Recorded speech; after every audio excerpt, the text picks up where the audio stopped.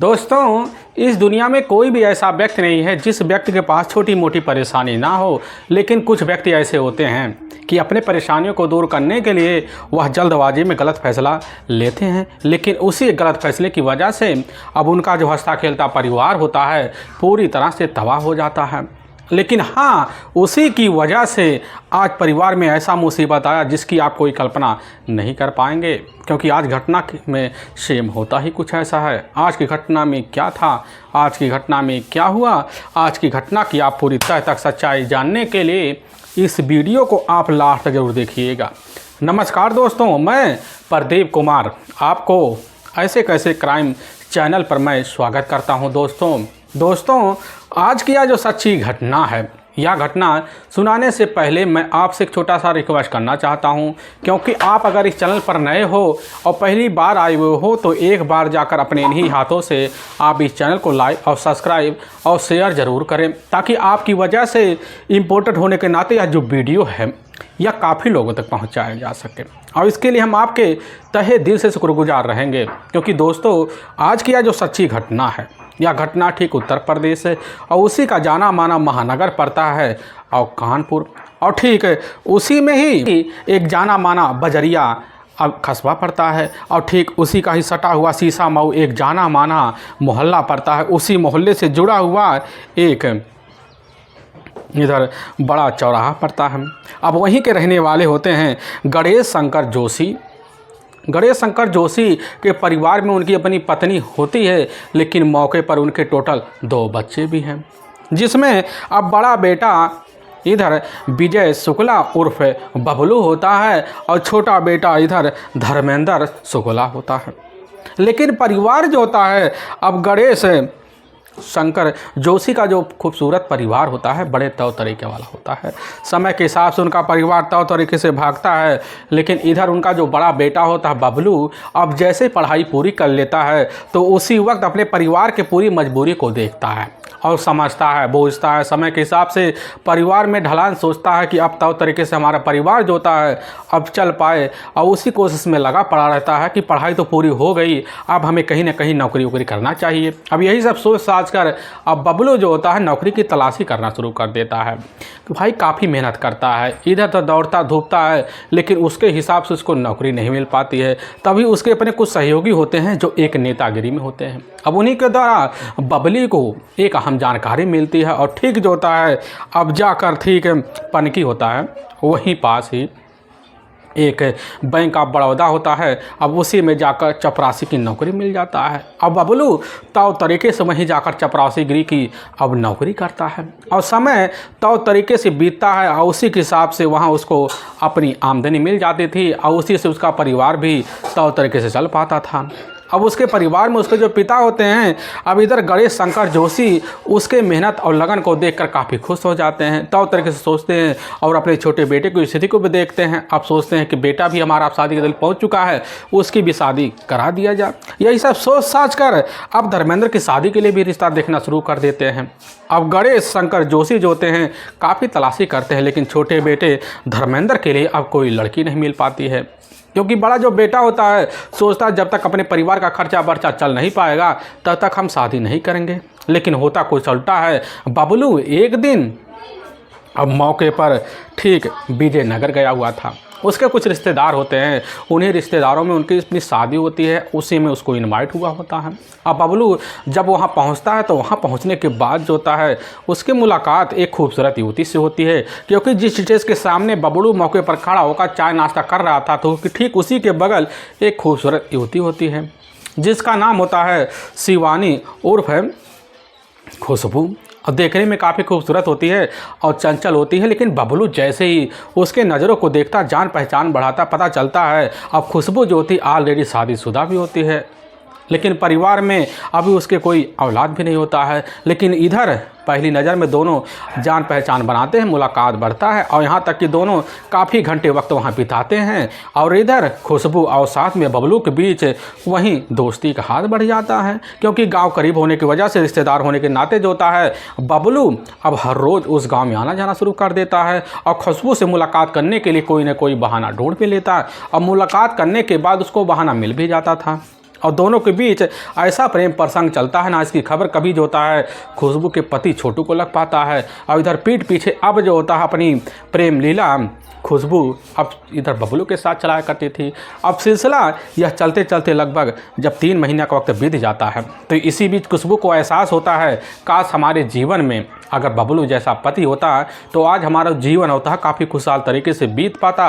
अब यही सब सोच साच कर इधर खुशबू जो होती है अब बबलू के लिए पूरी तरह से जी तोड़ मेहनत करना शुरू कर देती। कैसे न तैसे कर कर हमारी जो शादी होता है अब अगर बबलू से हो जाता तो हमारी ज़िंदगी में चार चाँद आ जाता, क्योंकि भाई बबलू था नौजवान, एक तो सरकारी नौकरी पेशा वाला होता है। और इसी तरह से अब इधर पूरी तरह से खुशबू लग जाती है बबलू को अपनी मोहमाया फंसाने में। अब बबलू से जब भी मुलाकात करती सीधा प्रेम प्रसंग बातें करती और धीरे धीरे दोनों के बीच प्रेम संबंध भी पनप जाता है। और पनपने के बाद दोनों एक दूसरे को चाहना भी शुरू कर देते हैं। लेकिन इधर जो होता है अब खुशबू हर रात के लिए बबलू को अपनी बनाने के लिए कसम भी खा लेती है और दोनों मिलकर उसी वक्त प्रेम विवाह रचाने का फैसला ले लेते हैं। लेकिन इसकी जब जानकारी अब गणेश शंकर जोशी को लगता है तो अपने बेटे इधर बबलू के खिलाफ हो जाते हैं, धमकियाँ देते हैं, मुहावरा देते हैं, तौर तरीके से यकीन दिलवाते हैं कि बेटा तुम जो होता शादीशुदा औरत का पीछा करना छोड़ दो, तुम्हारी ज़िंदगी पूरी पड़ी हुई है। लेकिन बबलू पूरी तरह से खुशबू के प्यार में अंधा होता है। अपने पिता इधर गणेश शंकर जोशी की एक बात भी नहीं मानता है और ना मानने की वजह से उसके पिता जो होते हैं उसके खिलाफ हो जाते हैं और बबलू अपने परिवार की ज़िंदगी को ताक पे रखता है। और दूसरी तरफ खुशबू के परिवार वालों को खबर लग जाता है और अपनी बहू के ऊपर दबाव मारते खुशबू अभी पाबंदियों में रह जाए। लेकिन खुशबू थी पूरी तरह से बबलू के प्यार में अंधी और बबलू के जीवन को अपना हिस्सा मानते हुए बबलू को अपना पति का दर्जा देते हुए सीधे दोनों जाते एक मंदिर में शादी कर लेते हैं। और शादी करने के बाद जो होता है बबलू अब इधर अब खुशबू को लेता है, ठीक जो होता है अब शीशा मऊ के मोहल्ले में आता है और उसी इलाके में आकर रहना शुरू कर देता है। और खुशबू और इधर जाकर बबलू दोनों पति पत्नी की तरह खुशी तरीके से ज़िंदगी अपना बिताना शुरू कर देते हैं। ऐसे बीतते बीतते लगभग कई सालों का वक्त बीत जाता है। इधर खुशबू टोटल 2 बच्चों की माँ बन जाती है, जिसमें एक बेटा होता है और एक बेटी होती है। और इधर बेटे का नाम शिवा होता है और बेटी का नाम प्रियंका होता है। तो तरीके से बबलू जो होता है अपनी जिम्मेदारी निभाते हुए अब सुबह के टाइम टिफिन पैक करवाता और करवाने के बाद अपने ही बैंक में और चपरासीगिरी की नौकरी के लिए निकल जाता। अब यह सिलसिला चलते चलते लगभग कई महीनों का वक्त बीत जाता है। लेकिन हाँ इधर खुशबू की जो चाहते होती है, जो मंगे होती हैं, प्रतिदिन बढ़ना शुरू हो जाता है। भले ही बबलू अब 2 बच्चों का पिता बन चुका होता है, लेकिन इधर दूसरी तरफ जो होता है खुशबू पूरी तरह से बबलू को प्यार में कब्जे में करने के लिए हर रात यही सोचती काश बबलू हमें वह सुख दे पाता जो शादी के बाद मिलना शुरू हुआ था। और इसी चीज़ के लिए अब जो होती हर दिन जब भी शाम का टाइम होता है चारपाई पर बबलू होता है तो उससे शारीरिक सुख की मांग करती और वह थका होने का वास्ता देकर बबलू मना कर जाता। और इधर पूरी तरह से दोनों के बीच मनमुटाव हो जाता, वहीं झगड़े तकरार शुरू हो जाते हैं। और कुछ दिन बाद इधर अब खुशबू को एहसास हो जाता कि हमारे पति से हमें वह सुख नहीं मिल पाएगा जो हमें सुख चाहिएगा। अब यही सब सोच साझ कर खुशबू फैसला लेती है कि अब हमें नए मर्दों की तलाशी करना चाहिए। अब इसके लिए खुशबू प्लान बना लेती है और अपने प्लान के तहत जो होता है नए युवक और नए नौजवान युवक की तलाशी करने में लग जाती है। अब सुबह का जब टाइम होता है अपने पति अपने बच्चों को अब जो होता है स्कूल भेज देती है और इधर पति ड्यूटी के लिए निकल जाता था और बच्चे जो होता है स्कूल चले जाया करते थे और पूरा घर सुनसान हो जाया करता। लगभग जैसे ही अब 11-12 बजे के 20 का आसपास का टाइम होता है तो खुशबू जो होती सौ श्रृंगार कर कर आकर अपने चौखट पर बैठ जाया करती थी और वहाँ काफ़ी युवक के सामने अपने जो नज़रें होते हैं वह फैलाए रहती थी। तभी उसकी जो मुलाकात होता है अब गांव का रहने वाला एक राजू से होता है और जब मुलाकात होता है तो राजू के सामने ऐसी पेशकश करती और करने की वजह से उसके चाहतों में उसके उम्मीदें बढ़ जाते हैं और राजू और इधर जाकर खुशबू के बीच धीरे धीरे मुलाकात इतना बढ़ता है कि राजू अब जो होता खुशबू को पाने के बाद जो होता कभी मार्केट ले जाता कभी मॉल ले जाता और यही बात जो होता खुशबू के मन में घर कर जाता है, जिसकी वजह से दोनों के बीच अब धीरे धीरे प्रेम प्रसंग चल जाता है और राजू और खुशबू दोनों एक दूसरे को चाहना शुरू कर देते हैं। भले ही खुशबू 2 बच्चों की माँ होती है लेकिन राजू था नौजवान और बिन शादी की। अब इधर बड़ी जल्दी जो होता है दोनों के बीच संबंध भी पनप जाता है और संबंध का जब सिलसिला होता है और तो पति के पीठ पीछे इधर खुशबू का अब राजू का रोज़ का सिलसिला बढ़ जाता है। अब यह चलते चलते कई महीनों का जब वक्त बीतता है तो इधर राजू को भी आभास होने लगता है कि हमारी बस की बात नहीं है खुशबू को अपना उतना समय दे पाना, जिसकी वजह से अब राजू समय के हिसाब से दूरियां बनाता है। अब खुशबू जो होता है कई सारे युवकों के सामने ठीक वैसा ही जाल फेंचती है, जिसमें काफ़ी सारे युवक अजय विजय और मोहन कई सारे युवकों को फंसाते हैं और अपने साथ जो होता है मन मुताबिक पति की गैर मौजूदगी में अब रिश्तों को अंजाम देती। अब यह सिलसिला चलते चलते लगभग कई महीनों का वक्त बीतता है।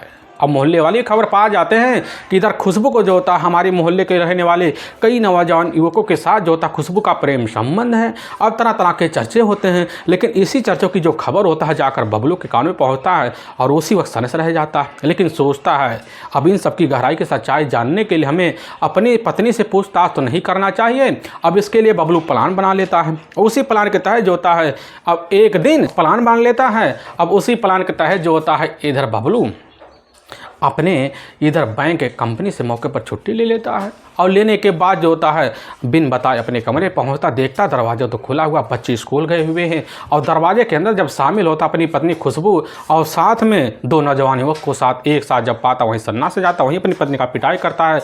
मौके पर दोनों नौजवान जो युवक होते हैं छुप छुपाकर वहाँ से फरार हो जाते हैं और उसी दिन से अपनी पत्नी को धमकाते मुकाबते इजाज़त दे देता है कि आज के बाद हमारे घर कोई युवक नहीं आना चाहिए। और खुशबू करने लग जाती, क्या करे, मदद चाहिए था और मदद के लिए हमने उन्हें रास्ता दिया। अब यही बात सोच साच कर वहाँ जो होता है दोनों के बीच अब झगड़े तकरार शुरू हो जाते हैं। कुछ दिन तो मामला शांत रहता है और शांत रहने के बाद सिलसिला जो होता है यूं ही चलता है, लेकिन दोबारा जो होता है खुशबू को एहसास होता है कि अपने युवकों के साथ मुलाकात करने के बाद ज़िंदगी पूरी तरह से बदल गई थी, अब भी वही काम आजमाना पड़ेगा। अब यही सब सोच साच कर खुशबू दोबारा नए युवकों को फंसाना शुरू कर देती है, फिर रिश्तों को अंजाम देना शुरू कर देती है। और इसकी खबर जाकर दोबारा बबलू को लगता है, बबलू फिर 4 युवकों के साथ एक साथ पकड़ लेता है और फिर पिटाई करता है, हिदायत देता है। लेकिन अब जो होता है इधर खुद खुशबू फैसला लेती है कि अपने पति से छुटकारा पाने के लिए हमें कोई नहीं हथकंडा अपनाना पड़ेगा और वह थाने पहुंच जाती है और अपने पति के ऊपर जो होता है शोषण का मुकदमा दर्ज करवा दे। लेकिन इधर पुलिस की टीम जो होती है दोनों को थाने बुलाती, सुलहनामा करवा लेती है और पुलिस की टीम दोनों को इजाज़त देती है। तो इधर खुशबू करने लग जाती है कि हमें अपने पति के साथ कतई अब रहना नहीं है, अलग रहना है। अब इसके लिए जो होता है बबलू पूरी तरह से हामी भर लेता है। और बबलू था बड़ा ही नेक दिल का, वह सोचता था कि हमारे घर में 2 बच्चे हैं और एक औरत की वजह से हमारे दोनों बच्चों का जो भविष्य होगा वह खराब हो जाएगा। और इधर पुलिस की बात बबलू को मानना पड़ जाता है कि इधर जो होता है अब पालन पोषण के लिए इधर बबलू को खुशबू को 4000 रुपया महीना देना पड़ेगा। और खुशबू सुनते हैं उसके चेहरे मुस्कुराहट आ जाती है कि उसको उम्मीद होता है कि अकेलेपन की ज़िंदगी कितनी खुशनुमा होगी। अब यही सब सोच साज कर अब जो होती है उसी इलाके में एक कमरा लेती है, दूसरे मकान में अब जाकर खुशबू रहना शुरू कर देती है और बेमर्जी के हिसाब से अपनी ज़िंदगी वहाँ जीने लग जाती है। जब भी मौका मिलता है युवकों को बुलाती, अपने रिश्तों को दो तरीके से अंजाम देती और सिलसिला चलते चलते वक्त गुजरता है। और जब मौका होता तो इधर मौके का फ़ायदा उठाकर जो था कभी कभी अपने पत्नी को अपने मुलाकात में शामिल करने के लिए बबलू पहुँच जाता, कैसे न तैसे मोहमाया में दोबारा फंसा लेती है। लेकिन हाँ, किए गए फैसले के 4000 रुपये हर वक्त ज़रूर जो होता है अब इधर खुशबू ले लिया करती थी, लेकिन अपने मन मर्जी के हिसाब से अपनी ज़िंदगी अब जीने लग जाती है। और जीते जीते जब कई महीनों का वक्त बीतता है तो मोहल्ले में दोबारा इसकी खबर बबलू के कान में पहुंचता है कि आखिर बदनामी तो हमारी पत्नी की वजह से काफ़ी ज़्यादा हो रही है। अब इसके लिए बबलू सोच लेता है कि हमें कोई ना कोई ऐसा रास्ता निकालना पड़ेगा ताकि सांप भी मर जाए और बाँस भी ना टूटे। अब यही सब सोच साज कर बबलू जो होता है उसी समय अब बड़ा ही खतरनाक प्लान बनाना शुरू कर देता है और अपने पत्नी को अपनी मीठी मीठी बातों में उलझाता है और अपने ही साथ अपने ही पास रख लेता है। क्योंकि इधर बबलू के जो पिता होते हैं मौके पर गणेश जोशी गांव के बाहर एक मंदिर होता है, उसी मंदिर में जाकर पुजारीगिरी का काम किया करते थे और अपने बहू से खपा होने के नाते उसी मंदिर में अपना जाकर ठिकाना बना लेते हैं और पूजागिरी का तौर तरीके से पुजारी बनकर रहना शुरू कर देते हैं। और इधर पूरी तरह से खुला माहौल पाया जाती है, वक्त गुजरता है। लेकिन इसी बीच जो होता है अब बबलू समझ जाता कि समय आ गया है तौर तरीके से अपना मान सम्मान पाने का। तो बबलू का एक अपना करीबी दोस्त होता है, तो ठीक है अब गोविंद नगर का ही अब रहने वाला राधे तिवारी होता है। राधे तिवारी जो होता है एक मौके पर समाचार पत्रिका का विक्रेता होता है। अब इधर बबलू के साथ उसकी काफ़ी गहरी दोस्ती होती है। उसी के सामने जाकर बबलू अपने सारे मन की बात रख देता है और रखने के बाद जो होता है इधर कुछ दिन अपने प्लान को तो मौके पर शांत कर लेता है, लेकिन दूसरी तरफ जो होता है अपने पति का चुप रहने का फ़ायदा पूरी तरह से खुशबू उठा लेती है और अपने ही कमरे में अब काफ़ी लगभग युवकों को बुलाना शुरू कर देती है और अपने पति के ही सामने रिश्तों को अंजाम दिया करती थी। लेकिन पति जो होता इन सबको देखकर पूरी तरह से टूट जाता और उसी वक्त फैसला ले बैठता है कि हमें अब अपनी पत्नी के सामने घुट घुट कर ज़िंदगी नहीं जीना है और अपने दोस्त अब राधे तिवारी के सामने जाकर सीधा बात रख देता है। और राधे तिवारी जो होता है उसी समय अपने इलाके का रहने वाला अपराधी होता है शुभम मौर्य, उसके पास जाता है बबलू को लेकर और उससे बात करवाता है। बबलू मौर्य जो होता है उसकी पत्नी खुशबू की अब सुपारी ले लेता है लगभग 30,000 में और 25,000 रुपये जो होता है उसी वक्त बबलू निकाल कर और इधर शुभम मौर्य के हाथ में पकड़ा देता है और 5,000 रुपये जो था काम तमाम होने के बाद वादा करके वहाँ से चला आता है। और इधर हर पल की जानकारी खुद जो होता है अब बबलू शुभम मौर्य को दिया करता था।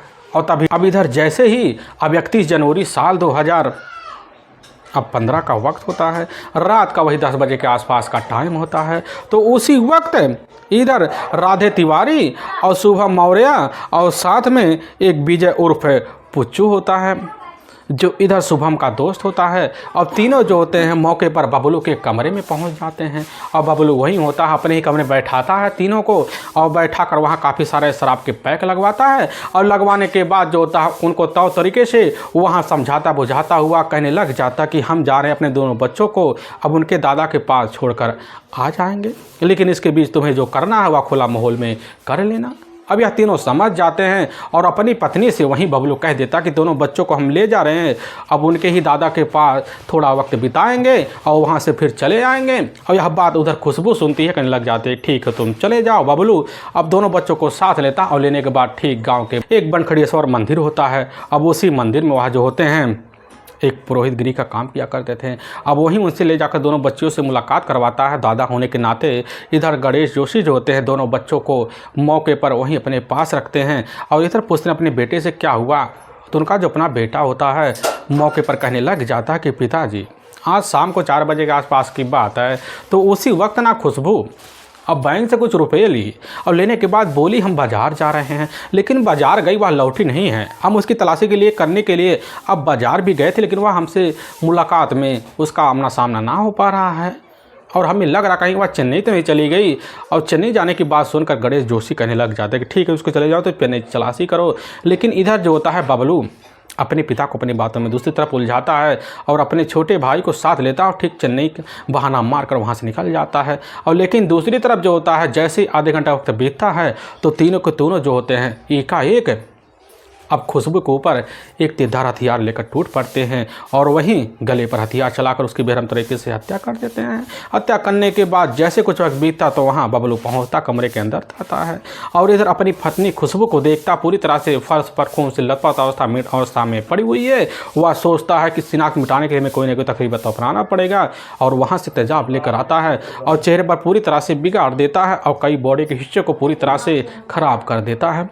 और वहीं पास जो होता है एक प्लास्टिक की बोरी होता है, उसी बोरी में डंप करता है और डंप करने के बाद जो होता है स्कूटी इधर होता है शुभम का, उसी पे ले जाता है और डंप करने के बाद वहाँ से स्कूटी चलाते चलाते कानपुर के जो बर्रा अब कस्बा पड़ता है उसी कस्बे के ही एक अब CIT नहर पड़ता है, उसी नहर में ले जाते हैं। अब सुनसान नहर देखते हैं, उसी में डंप कर देते हैं बॉडी सहित और डंप करने के बाद वहाँ से बबलू और शुभम स्कूटी लेकर फरार हो जाते हैं और अपने घर चले जाते हैं। लेकिन फरार होने के बाद तीनों अपने काम पे लग जाते हैं और 2 दिन का जब वक्त बीतता है और बीतने के बाद ठीक जो होता है इधर CIT नहर के पास कुछ युवक पहुँचते बोरी को देखते हैं, उस पर कुछ कौवे होते हैं, उसी को मौके पर निवाला बना रहे होते हैं, उनको शंका होता है। अब इसकी जो सूचना होता है अब बर्रा पुलिस थाने में लग जाता है। वहाँ की टीम पहुँचती है, बोरी को देखती कब्जे में लेती है और बोरी को निकालती है तो उसमें एक युवती का होता है बॉडी और उसी की उम्र लगभग 30 से 32 साल के आसपास होता है। पुलिस की जो टीम होती है खड़े व्यक्तियों से पूछताछ करती है, शिनाख्त करवाती है, लेकिन कोई भी व्यक्ति शिनाख्त नहीं कर पाता। इसलिए पुलिस की जो टीम होती है वही बॉडी का फ़ोटो शूट करवाती है, अपने जितने भी नज़दीकी पुलिस थाने होते हैं सब में फ़ोटो को सर्कुलेट करवा देती है। अगर किसी भी व्यक्ति की महिला अगर कहीं गुमशुदा हो या कोई गाँव की युवती हो तो इसकी जानकारी आकर हमारे थाने में ले यही बात जो होता है वहाँ के थाना प्रभारी जो होते हैं मौके पर इतला करवा देते हैं और बॉडी का वही पंचनामा भरते हैं और उठाकर अपने ही नज़दीकी जो सरकारी अस्पताल होता है उसी में पोस्टमार्टम हाउस भिजवा देते हैं। मुखबिर को अलर्ट कर देते हैं और मुखबिर भी लग जाते हैं, काफ़ी मेहनत करते हैं लेकिन पता नहीं चलता है। और लगभग 4 दिन का वक्त बीत जाता है और तभी ठीक 6 फरवरी अब साल 2015 का जब वक्त होता है तो उसी वक्त सा मऊ का रहने वाला बबलू अपनी पत्नी खुशबू के साथ जो होता है लगभग 6 दिन पहले से यानी कि 31 जनवरी से लापता है, कहीं अता पता नहीं चल रहा है। और वह जब भी घर आता करने लग जाता है कि हमारी जो पत्नी है कहीं बिन बताए चली गई है और बच्चों को बेसहारा छोड़कर। और पुलिस की टीम जब याद मुखबिरों से सुनती है, समझ जाती है और एक टीम लेती है। अब सीसा महू पहुंच जाती है लेकिन पता चलता है बबलू वहाँ नदारत होता है और वहाँ गाँव से पूछताछ किया जाता है। पता चलता है बबलू और खुशबू के बीच जो होता है हर बार झगड़े तकरार हुए थे, झगड़ा का कारण पता चलता है। और पुलिस की एक टीम जो होता है गाँव के बाहर जाती है, बलेश्वर मंदिर में पहुँचती है। वहाँ पर बबलू के जो पिता होते हैं अब गणेश जोशी से पूछताछ किया जाता है। गणेश जोशी वही पूरी बात दोहराते, पुलिस का शंका और बढ़ जाते हैं। पुलिस की जो टीम होती है अब इधर जाकर बबलू की तलाशी के लिए मुखबिर को अलर्ट कर देती है और मुखबिर लग पड़ जाते हैं। और लगभग 9 तारीख को ही अब जाकर बबलू को ठीक जो होता है शास्त्री नगर के ही चौराहे पर से कश्मीर ले जाता है और ले जाकर थाने में पेश किया जाता है। और थाने में अपना जो जुल्म होता है बड़े जल्दी बबलू कबूल कर लेता है। लेकिन जो सच्चाई रखता है इसे सुनने के बाद हर किसी को अपने कलेजे पर यकीन नहीं होता है। पुलिस की जो टीम होती है बबलू को ले जाती है, अब वहाँ के कोर्ट में पेश कर देती है और कोर्ट में बबलू के ऊपर काफ़ी गंभीर धारा मुकदमा दर्ज करके ले जाकर हमेशा हमेशा के लिए जेल सलाखों के पीछे डाल दिया जाता है। दोस्तों, हमें इस घटना का सुनाने का जो उद्देश्य है किसी के दिल को ठेस पहुँचाना नहीं है, बल्कि आपको यह बताना कि आप जहाँ भी रहें आप सावधान और सतर्क जरूर रहें। दोस्तों, फिर मिलेंगे एक नए वीडियो के साथ, तब तक के लिए जय हिंद और जय भारत।